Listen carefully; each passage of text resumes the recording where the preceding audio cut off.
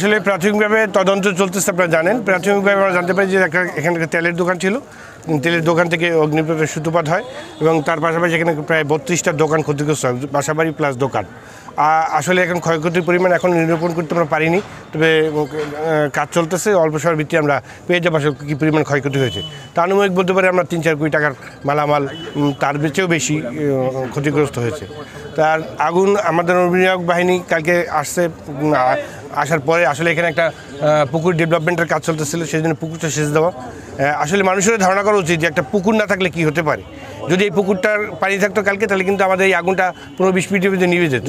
তাই সেই ক্ষেত্রে আমি অনুরোধ করবো সবাইকে যে প্রোটোকলের যে জলাধারগুলি আছে সেই জলাধারগুলো যেন আমরা সবাই মিলে ভালো রাখি, এবং তাইলে আমাদের শহরে অগ্নিপথের যে ক্ষয়ক্ষতিটা আমরা কমিয়ে আনতে পারবো। আর ইদানিং যে আগুনের প্যাটার্নটা, এটা বোঝা যায় না আসলে কী জন্য সারা বাংলাদেশব্যাপী যে আগুনের প্যাটার্ন, এই যে কোনো জায়গায় হঠাৎ করে লেগে যাচ্ছে, মানে খুব বোঝা মুশকিল। তাই আমি বলবো এটা আসলে আমাদের তদন্ত কমিটির কাজ চলতেছে, তাই তদন্ত কমিটির রিপোর্ট সাপেক্ষে আমরা বলবো যে কী হয়েছে। আমরা পুরানবাজার এলাকায় যখন আগুন লেগেছে খবর পেয়ে আমরা চলে আসছি। তবে এখানে যা দেখেছি, যে শুনেছি যে এখান থেকে একটা নাকি আপনার পাকের ঘর থেকে আগুন লেগেছে, কিন্তু এখানে তদন্ত কমিটি হয়েছে, তারা খোঁজখবর নিচ্ছে এবং অনেক ক্ষয়ক্ষতি হয়েছে। কিন্তু এখানে আমাদের প্রত্যেকটা জায়গায় সবাই একটু চিন্তাভাবনা করা উচিত যে আসলে রাস্তাঘাট একটু বড় করা দরকার এবং অগ্নি নির্বাপক ব্যবস্থার দরকার, কিন্তু এখানে সেটা করা ছিল না। আমাদের এখানে একটা তেলের দোকান ছিল, সে দোকানে ছিল কিনা আমি জানি না, তবে উচিত এগুলো রাখা। এগুলো রাখলে হয়তো আজকে ব্যাপক দুর্ঘটনা ঘটতো না।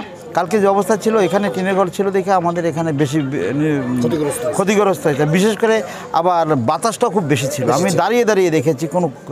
আমরা কাকে দোষ দিব? এখানে আমরা ফায়ার সার্ভিসেরও দোষ দিতে পারতেছি না, এই কারণে যে বাতাসটার কারণে খুব দ্রুত আগুন লেগে গেছে। এবং আরেক দিকে তেলের দোকান ছিল।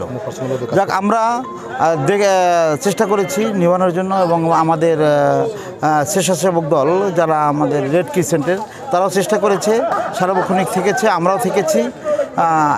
কি করা আছে, এটা একটা দুর্ঘটনা। আমরা দেখতেছি এরা দুর্ঘটনা না নাশকতা, সেটা আমরা খোঁজখবর নিচ্ছি।